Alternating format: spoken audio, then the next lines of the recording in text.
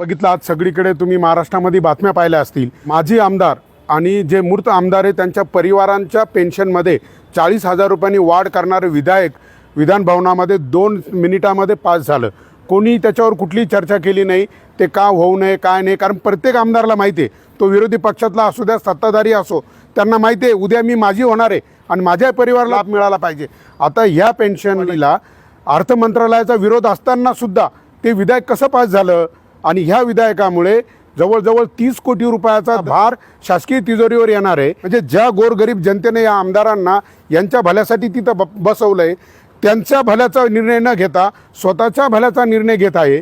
आणि जो एखादा कर्मचारी सेवानिवृत्त होतो, रिटायर होतो आणि तो जेव्हा मृत होतो तर त्याच्या कुटुंबाला 50%च पेन्शन दिली जाते, परंतु यांनी जेवढी पेन्शन सेवानिवृत्त आमदाराला आहे तेवढीच पेन्शन त्याच्या परिवाराला सुद्धा दिली जाईल, असा एक त्याच्यामध्ये नियम टाकलेला आहे। महाराष्ट्रातील जनतेला आणि ज्या आमदारांना मी पण एक छातीवर हात ठेवून सांगावं, खरंच तुम्हाला पेन्शनची गरज आहे का? ज्यावेळेस जो माणूस आमदार होतो, म्हणजे सगळ्या लोकांनी वर्गण्या करून काही आमदार आम्ही निवडून देताना पाहिलेत, त्यांच्या आधीची आर्थिक परिस्थिती 5 वर्षामध्ये कोट्याधीश होतो, करोडपती होतो, अब्जाधीश होतो, तो त्याला खरंच पेन्शनची गरज आहे का?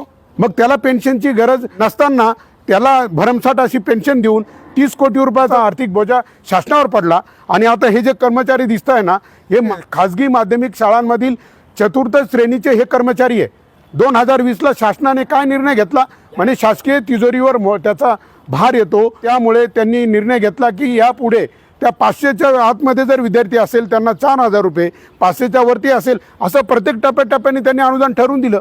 अरे पण ह्या कर्मचाऱ्यांनी गेली 10-10, 15-15 वर्षे यांनी सेवा केली, त्या संस्थेमध्ये सेवा केली।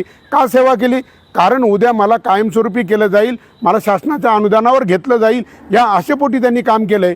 आणि मग आता यांना डायरेक्ट बेघर केलं आहे, तर त्याच्या विरोधामध्ये त्या GR रद्द करावा म्हणून आज पूर्ण महाराष्ट्रातील हजारो हे शिपाई जे आहेत खाजगी माध्यमिक शाळांचे, ते आझाद मैदानावर 2 दिवसाचं लक्षवेधी आंदोलन करणार आहे शासनाचं लक्ष वेधायला।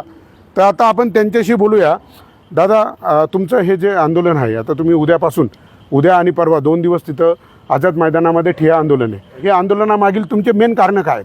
साहेब, आम्ही गेल्या अनेक वर्षापासून संस्थेमध्ये म्हणजे विनाअनुदानित संस्थेवर काम करत होतो, परंतु शासनाने 2020 साली जो शासन निर्णय काढला की चतुर्थ श्रेणी जे कर्मचारी पद आहे हे लॅप्स करण्यासाठी शासनाने जो 2020 साली जो निर्णय काढला, त्या निर्णयामुळे आम्ही पूर्ण बेघर होऊन आज आमच्यावर अशी परिस्थिती झाली। आमच्या दैनंदिन गरजा पण आमच्या अतिशय अल्प वेतनामध्ये आमच्या त्या होत नाही। त्या विरोधात आम्ही संस्थेमार्फत कधीतरी सिनियरिटीनुसार आम्ही शासनाच्या सेवेत आम्ही सामावून होत होतो इथून मागे, पण आता इथून पुढे आम्ही या शासनाच्या सेवेत जाऊ शकत नाही या निर्णयामुळे। या निर्णयाच्या विरोधात आम्ही शासनाच्या विरोधात 24 आणि 25 ठिय्या आंदोलन आम्ही या ठिकाणी ठेवलेलं आहे। हां, म्हणजे आता काय होणार आहे ते त्या GR मध्ये स्पष्ट उल्लेख आहे की बाह्य यंत्रणा ज्या आहेत कॉन्ट्रॅक्टदार ठेकेदाराकडनं ते भरणार आहे। म्हणजे मला या माध्यमातून एक प्रश्न शासनाला विचारायचा आहे, काय रे तुम्ही जो ठेकेदार देणार आहे, ठेकेदाराला त्याचा फायदा आणि मग त्याच्यातून यांना पैसे, अरे त्यापेक्षा डायरेक्ट तुम्ही यांना घ्या ना तुमच्याकडे, आणि यांनी त्या आशेवरच काम केलं आहे ना। तुम्हाला किती पगार होता जॉईन झाले तेव्हा? अतिशय अल्प वेतनावर, म्हणजे कोणी 1000 रुपयापासून काम केलं, कोणी 1500 रुपयापासून। तुम्ही किती दिवस झाले काम करताय? आम्ही गेल्या 18 वर्षापासून संस्थेत विनाअनुदानित तत्वावर काम करत आहोत। विना अनुदानित तत्वावर 18 वर्ष या माणसांनी असे शेकडो हजारो कर्मचारी आहे ते आशेवर काम केलंय आणि आज त्यांना तुम्ही डायरेक्ट बेघर करून टाकलं। हां, अरे त्यांना तुम्ही कायमस्वरूपी करा। आणि काय हो, ज्यांना तिकडं काही गरज नाही तिकडं तुम्हाला आता हा 30 कोटी रुपये जो पेन्शनच्या माध्यमातून भार येणार आहे तिजोरीवर, तो येणार नाही का? मग फक्त तुम्हाला या गोरगरिबांचा पगार करायलाच फक्त तो भार येतोय का? आणि हे पद तुम्ही आता ठेकेदारातून भरणार, म्हणजे तिथं ठेकेदार त्याच्यातही भ्रष्टाचार चालू द्या। मग यांनी लोकांनी जगायचं का नाही? म्हणजे सरकार नक्की कोणाचं आहे? फक्त ज्यांना निवडून दिले हे तुमच्या विकासासाठी आम्ही तुम्हाला निवडून दिले का? म्हणजे तुम्ही फक्त प्रत्येक वेळेस तुमचंच भलं। 2,67,000 रुपये पगार आणि आता सेवानिवृत्त झाले का 90,000, 50,000 भेटत होता, आता 40,000 वाढ केली। हां, मग तेव्हा नाही तिजोरीवर भारी आहेत का? मग तुम्हाला फक्त गरीबाला अनुदान द्यायला? अरे उलट आमदारांना पेन्शनची खरंच गरज आहे का? महाराष्ट्रातील प्रत्येक व्यक्तीने याच्यात कमेंट करून सांगा, खरंच या आमदारांना पेन्शनची गरज आहे का?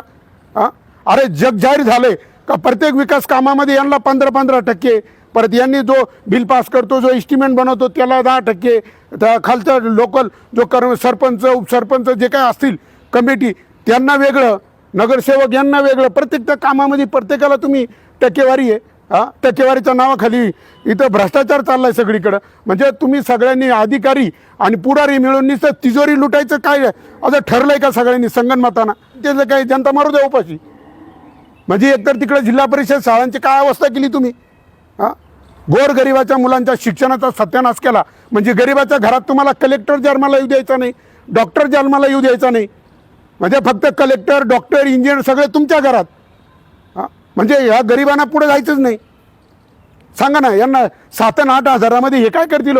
अरे घराचं भाडंच इकडे 4 आणि 5 हजार रुपये, आणि त्याच्यामध्ये काय करणार? अरे धुणं भांडं करणाऱ्या बायांना 14 आणि 15 हजार पगार भेटतो.